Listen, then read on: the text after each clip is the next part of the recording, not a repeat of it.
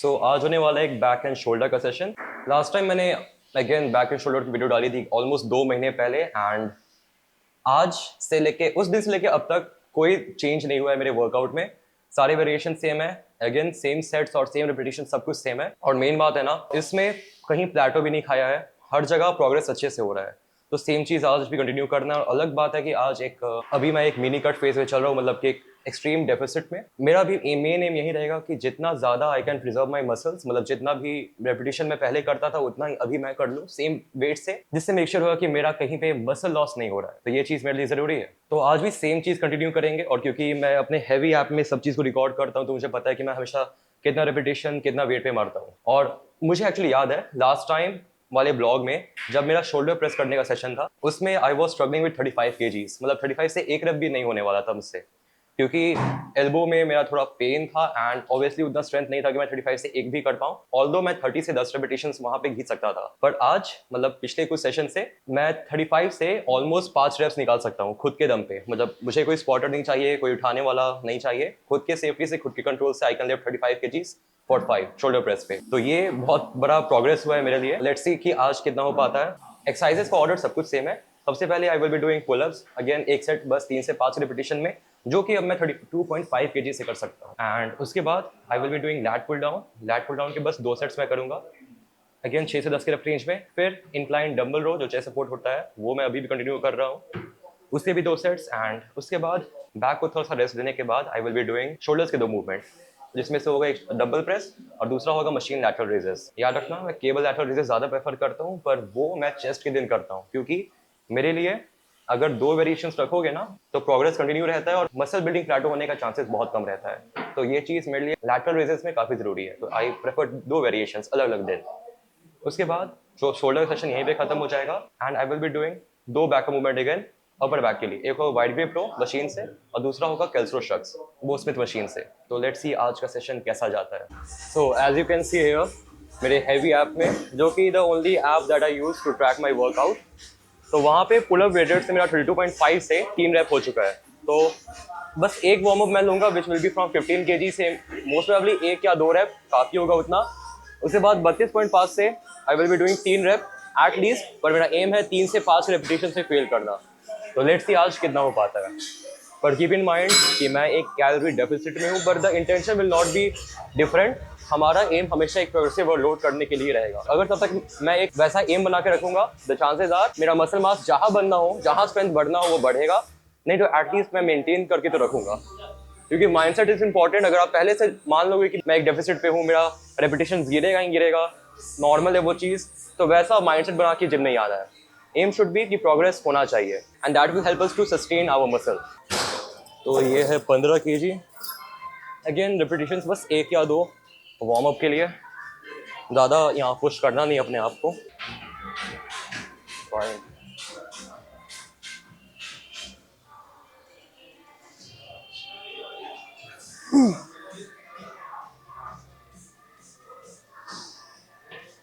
काफ़ी है। एक और चीज़, अपने लास्ट वीडियो मैंने बात किया था कि रेंज ऑफ मोशन के लिए मेरा चिन इसके एकदम ऊपर होना चाहिए। It's not that way. आपका चिन बस यहाँ तक अगर आ भी जाए ना, पैरेलल भी हो जाए, तो वो सफिशिएंट है टू इंश्योर कि आप फुल रेंज ऑफ मोशन में हो या नहीं। और ऑब्वियस बात है, अगर if you can get above that तो वो भी बेटर है। तो 32.5 इट इज, एटलीस्ट 3 कोशिश करना है, पर लेट्स सी कितना हो पाता है।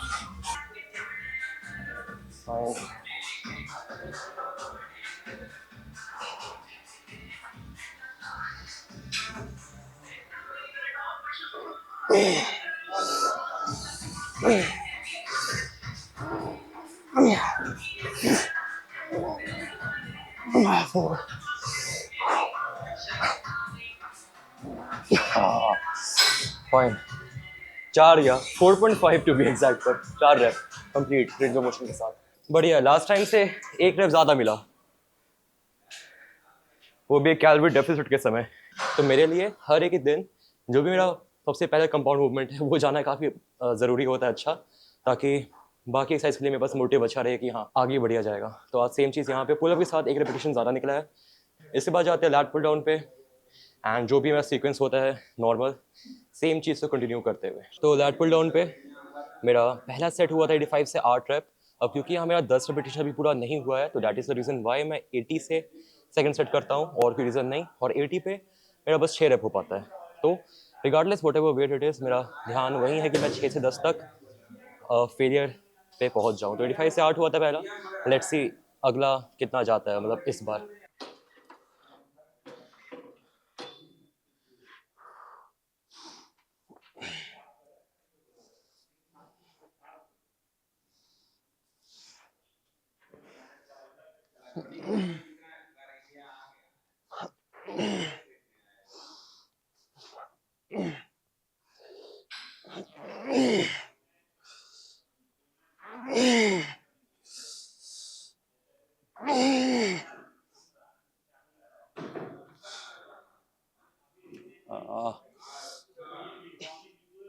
Forget. 9 कंप्लीट ट्रिप्स हुए, मतलब कंप्लीट ट्रिप्स मेरे हिसाब से मेरे चिन के नीचे आ जाए, जो कि हुआ। बट ये लास्ट टाइम 8 था, इस बार 9 हुआ। मतलब कल का एक एडिशनल रेस्ट डे यहाँ पे हेल्प ज़रूर कर रहा है, क्योंकि रिकवरी बहुत बेटर है। और फाइन, अभी रेस्ट पॉज लेते हैं, exhausting negative. Same cheese I will be doing on the second set, लेकिन एक एक्स्ट्रा रेप यहाँ निकल गया तो ओवरऑल गुड। अब सेकेंड सेट पे 6 भी निकलेगा तो काफ़ी है, क्योंकि पहला सेट पे एक प्रोग्रेस वाला रेप मिल गया।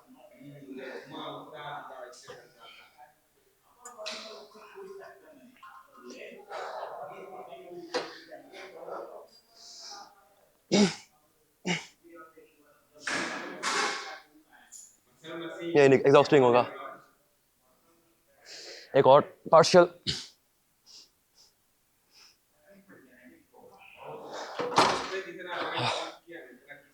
ओके वेल, एक और चीज़, लैट पुल डाउन में एग्जॉस्टिंग नेगेटिव लेना थोड़ा मुश्किल हो जाता है, डिपेंडिंग अपॉन की रेस्पॉन्स में। मेरा एक रेप निकलेगा 2 रेप, मेरा जो लास्ट रेप होगा ना रेस्पॉन्स में, मैं उसी में एग्जॉस्टिंग नेगेटिव जो उसका इसेंट्रिक मूवमेंट होगा उसी को स्लो कर देता हूँ।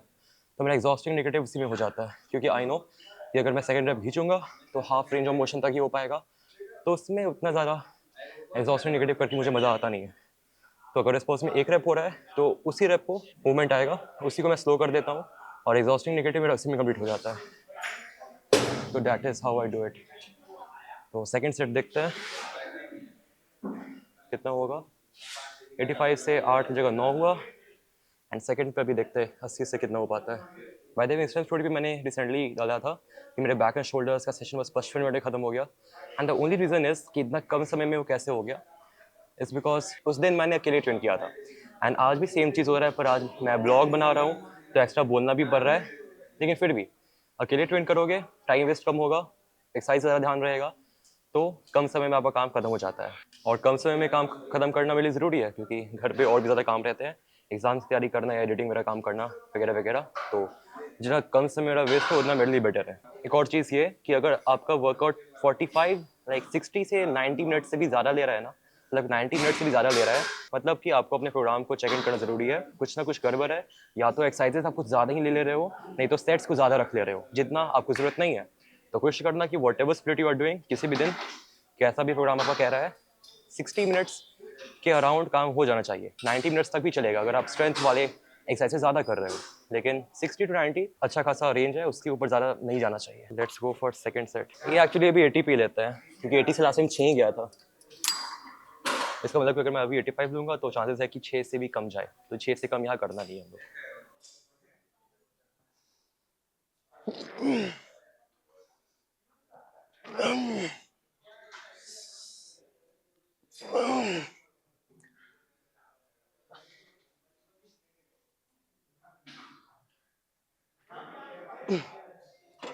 ओके 7 रेप हुआ एक्चुअली, 7 रेप में यहाँ तक मेरा आ गया था, तो आई विल बी काउंटिंग इट, लेकिन उसके ऊपर जो 8वां रेप गया वो काउंट नहीं होगा। सही है, आई वुड से अच्छा प्रोग्रेस हो रहा है, and this is because of recovery, क्योंकि मैंने कल एक एडिशनल रेस्ट डे लिया था, तो आई एड एक और रेस्ट डे, क्योंकि रिकवरी ज़्यादा अच्छा हो रहा है। और डेफिसिट के समय रिकवरी बहुत ज़रूरी है, क्योंकि अगर रिकवर नहीं हो रहा है मसल्स, मतलब कि आप अगले सेशन में उतना अच्छा पुश नहीं कर पाओगे, रेपिटेशंस गिरेगा, स्ट्रेंथ गिरेगा, और इसके कारण भी मसल लॉस होता है। तो रेस्ट डे ऐड करना यहाँ ज़्यादा हेल्पफुल हो सकता है, लेकिन हाँ अपने एक्सरसाइजेस से या वेरिएशन रिपीटिशन जो करते हो उससे खेलने की ज़रूरत नहीं है, उसको वैसे ही छोड़ दो। रेस्ट डे ऐड कर सकते हो, एंड आई वुड से कि आप ओवरऑल जो सेट्स या वॉल्यूम होता है ना उससे बिल्कुल मत खेलो। रेस्ट डे अगर लेना हो तो ले लेना, ताकि रिकवरी ऑन पॉइंट हो, जो कि ज़रूरी है। 24/7 डन। अब होगा 2 set of dumbbell row 35 kg से, और हाँ स्ट्रैप्स लगाकर।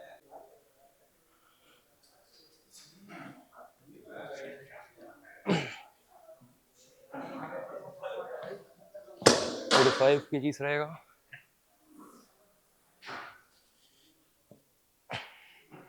दोनों स्ट्रक्चर, दोनों सेट हो 35 kg से। और मेन बात, the reason Y I am using this wrist strap, actually ये 8 ग्रिप है। इसके अलावा एक और आता है नॉर्मल वाला, जो आप रोल ऑन करते हो अपने डंबल या बारबेल के ऊपर। दोनों का फंक्शन सेम है, बट मेरे पास ये है तो आई यूज़ दिस, क्योंकि इससे ज़्यादा अच्छा ग्रिप मिल जाता है, ज़्यादा बिना मेहनत का रोल नहीं करना पड़ता, बस एक बार किए फंसाए हो गया काम। And the reason is only कि फोर आर्म्स बहुत कम इन्वॉल्व होता है, एंड फोर आर्म्स अगर मैं ट्रेन करना है तो मैं अलग से ट्रेन करता हूँ। एंड मैं डेडलिफ्ट बिना ग्रिप का करता हूँ तो उसमें मेरा फोर आर्म्स का स्ट्रेंथ बढ़ता है और ट्रेन वो हो जाता है। तो that is the reason why rowing के समय मैं ये यूज़ करता हूँ, ताकि मेरा फोर आर्म्स कहीं कमज़ोर ना पड़ जाए, और उसके कारण मेरा बैक जितना उसको फेलियर तक जाना होगा, जितना उसको स्टिमुलस चाहिए होगा, वो मेरे फोर आर्म्स के कारण ऐसा ना हो कि उसे नहीं मिले। तो बस उस चीज़ का ध्यान रखने के लिए। बाकी लेट्स डू 35।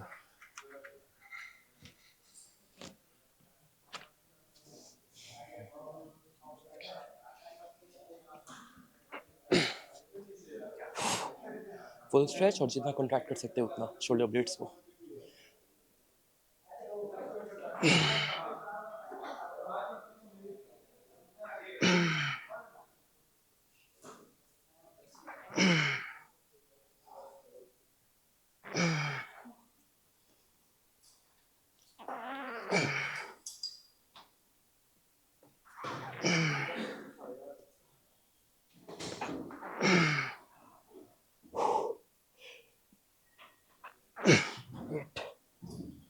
और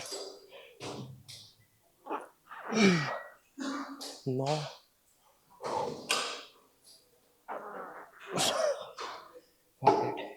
नहीं होगा, फिर भी एटलीस्ट 9 है, बढ़िया। सेम चीज़ अभी रेस्पॉन्स होगा, कोशिश करेंगे जितना ज़्यादा रेप निकल जाए, और एग्जॉस्ट इंडिकेटर। वेल ये दोनों चीज़ बहुत ही कंपल्सरी नहीं है करना, क्योंकि इससे आपका रिकवरी थोड़ा डिले हो सकता है, पर अकॉर्डिंग टू योर रिकवरी, मतलब कैसे भी आपको रिकवरी उसके हिसाब से आप इसको ऐड ऑन कर सकते हो, क्योंकि नो बडी नोज कि आपका जो सेट है वो फेलियर तक गया है या नहीं। तो जस्ट टू मेक श्योर कि कुछ ज़्यादा और उस सेट में बचा हुआ नहीं है, तो मैं ये दोनों चीज़ों को करता हूँ। पर ऐसा नहीं है कि अगर ये दोनों चीज़ आप नहीं करोगे तो आपको ग्रोथ नहीं मिलेगा, आपको डेफिनेटली ग्रोथ मिलेगा एज लॉन्ग एज आप प्रोग्रेसिव वर्कआउट कर पा रहे हो। तो इट्स अप टू यू। लेकिन हाँ, मुझे याद है अपने लास्ट बल्क में, मतलब अभी के बल्क वाले के उससे भी पहले, मैंने इस दोनों चीज़ को अप्लाई किया था, तो मेरा काफ़ी अच्छा ग्रोथ हुआ है। तो I would credit these two, इसलिए मैं अभी भी ये करूँगा जब तक मुझे उससे रिजल्ट मिल रहा है।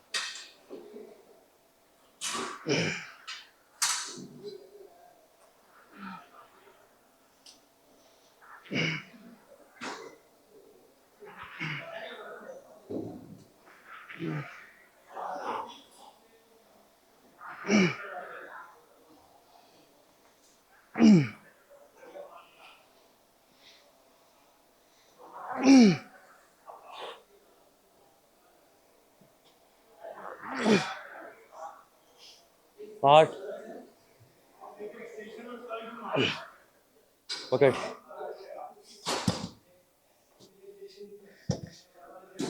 फाइन है, पहला में 9, दूसरा में 8, लास्ट टाइम जैसा। रेस्ट पॉज, 1, 2, ना 3, ओ फॉरगॉट टू से, एग्जॉस्ट इंडिकेटिव इंक्लाइन डंबल रो पे करना मुश्किल है, क्योंकि यहाँ पे ना कोई स्पॉटर हमारे पास, और ना ही ये एक मशीन मूवमेंट है, एकदम फ्री मूवमेंट है। That is the reason Y exhaust indicative करना थोड़ा मुश्किल है यहाँ पे। तो मे बी रेस्पॉन्स का लास्ट स्टेप यहाँ किया जा सकता था, पर नेक्स्ट टाइम। तो ऐसे सेड लास्ट टाइम मैं 35 से 5 स्टेप निकल गया था बिना एल्बो स्लीव्स के, और रिस्ट स्ट्रैप मैं शोल्डर प्रेस तो मैं पहनता नहीं हूँ। लेट्स सी आज कितना होता है। एंड नोट दैट कि लास्ट टाइम भी कोई स्पॉटर नहीं था, इस बार भी कोई स्पॉटर नहीं है। पर हाँ, आई एम नॉट इनकरेजिंग कि आप स्पॉटर मत रखो, स्पॉटर रखो, क्योंकि शोल्डर डंबल प्रेस एक फ्री मूवमेंट है। तो द थिंग इज कि आप फेलियर तक पुश करते हुए ज़्यादा अगर हैवी उठाओगे तो आप आगे पीछे शोल्डर को, मतलब डंबल को गिरा सकते हो, विच इज़ इंजीरियस काफ़ी ज़्यादा। तो जब तक आपके पास फुल कंट्रोल और कॉन्फिडेंस नहीं है, तब तक आप ऐसा काम मत करना कि स्पॉटर मत रखो। अगर मैं डंबल से 3 रेप से कम मारता तो मैं किसी ना किसी को पीछे बुला देता कि भाई पीछे रहना, कि ताकि कुछ इंजरी ना हो जाए, अनफॉर्चुनेट इंजरी। लेकिन क्योंकि मैं 3 के ऊपर मार सकता हूँ, तो आई नो कि वेट कंट्रोल हो सकता है। I can easily control the whole range of motion while lifting the dumbbell. तो स्पॉटर रखना अगर ज़रूरत पड़े तो। Although 35 kgs it is.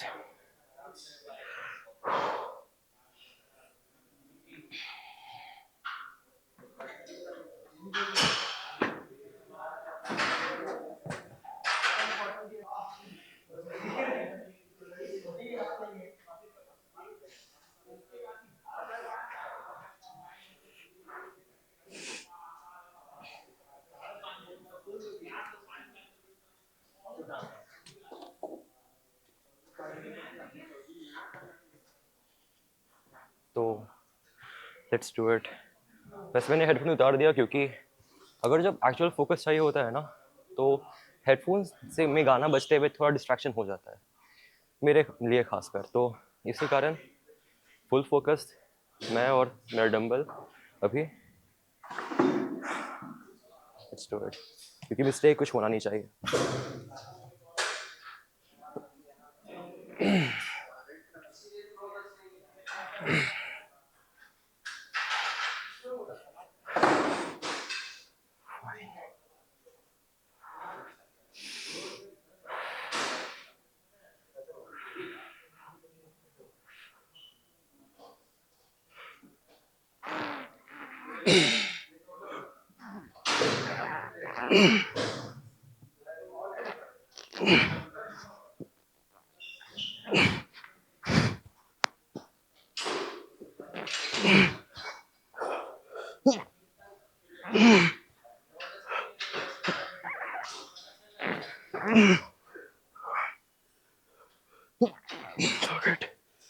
हाँ, फिर भी 6 निकला, बिग डील। मे भी एक और हो पाता, पर कंट्रोल ज़रूरी। अच्छी खासी रेंज ऑफ मोशन के साथ 6 रेप हुआ, एक्चुअली बढ़िया है, क्योंकि मेरा एम 6 से 10 रहता है, लास्ट में 5 था। पर रेस्पॉन्स इसमें नहीं हो पाएगा क्योंकि वेट हैवी है अभी भी, इसलिए अगला लेंगे 30 से, जो कि लास्ट टाइम मेरा 9 रेप हो गया था। फिर से कोशिश करेंगे। एंड मेरा पर्सनल ओपिनियन है, शोल्डर प्रेस अगर ये फ्री मूवमेंट है, डंबल से मैं कर रहा हूँ, तो रेस्पॉन्स एग्जॉस्टिव नेगेटिव मैं नहीं देता, क्योंकि मैं ज़्यादा एग्जॉस्टेड रहता हूँ, इसलिए डंबल को रख देते हैं अब। पर आप चाहो तो ले सकते हो, अप टू यू।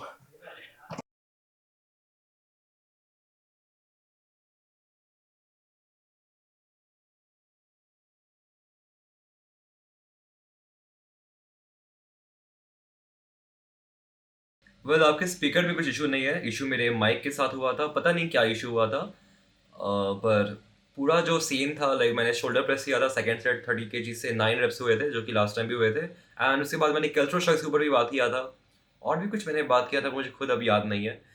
लेकिन जो भी है, बस हो गया। माइक काम नहीं किया, मैं साउंड रिकॉर्ड नहीं हुआ।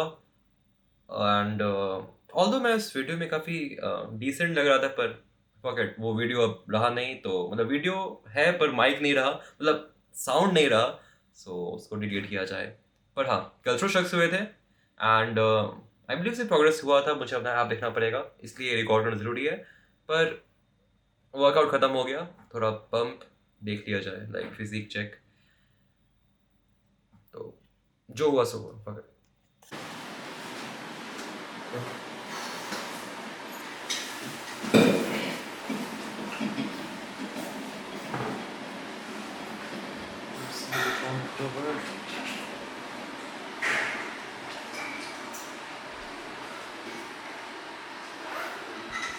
तो लास्ट टाइम इस साइड से एप्स का ऊपर का रीजन से एटलीस्ट वाटर कम हुआ है, फिर शुरुआत में वाटर वेट ही घटता है।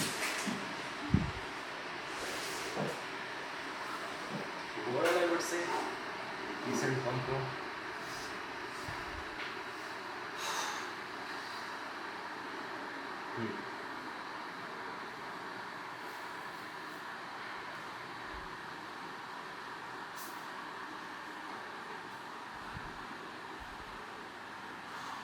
तो दैट टाइम बैक कुछ ऐसा है, एंड इफ आई लेट्स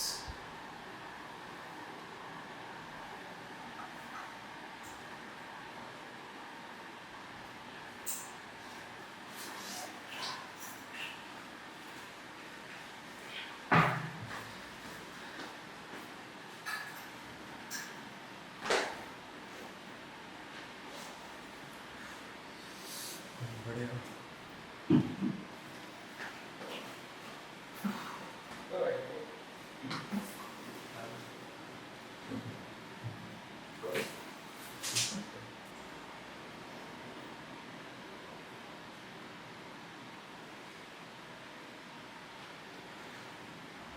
तो और अच्छा सेशन क्या, पंप भी डराया है।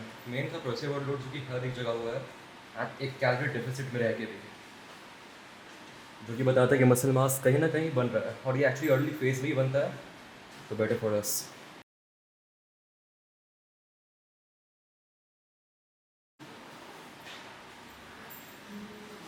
नहीं कर रहा है।